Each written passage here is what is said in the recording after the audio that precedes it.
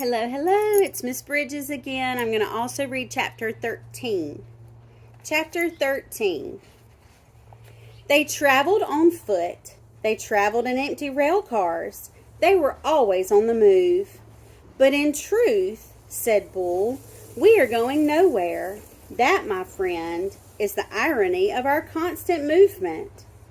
Edward rode in Bull's bedroll, slung over Bull's shoulder with only his head and ears sticking out. Bull was always careful to position the rabbit so that he was not looking down or up, but was instead forever looking behind him at the road they had just traveled. At night they slept on the ground, under the stars. Lucy, after her initial disappointment about Edward being unfit for consumption, took a liking to him and slept curled up beside him. Sometimes she even rested her muzzle on his china stomach, and then the noises she made in her sleep, whimpering and growling and shuffling, resonated inside Edward's body. To his surprise, he began to feel a deep tenderness for the dog. During the night, while Bull and Lucy slept, Edward, with his ever-open eyes, stared up at the constellations. He said their names, and then he said the names of the people who loved him. He started with Abilene, and then went to Nellie and Lawrence, and from there to Bull and Lucy, and then he ended again with Abilene.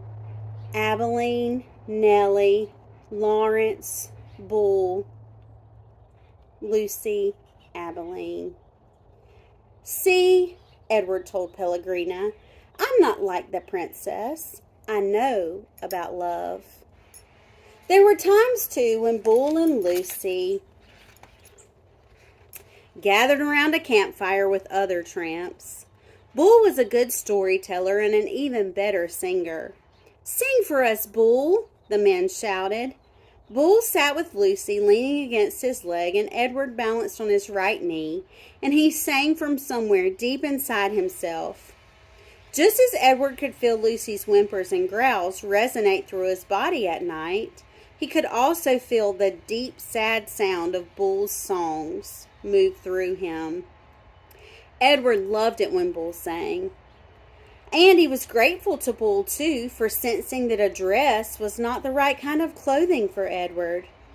Malone, said Bull one night, it's not my desire to offend you or to comment negatively on your choice of garb, but I'm forced to tell you that you stick out like a sore thumb in that princess dress.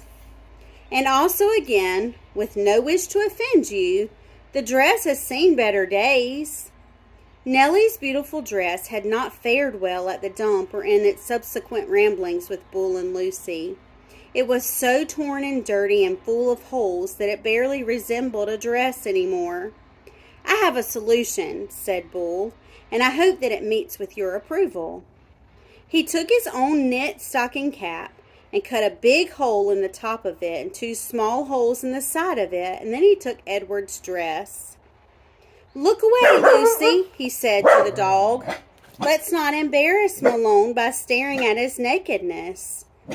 Bull slid the hat over Edward's head and pulled it down and poked his arms through the smaller holes. There you go, he said to Edward. Now you just need some pants.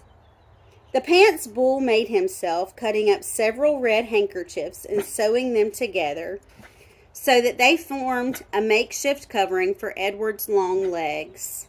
Now, you have the proper outlaw look, said Bull, standing back to admire his work.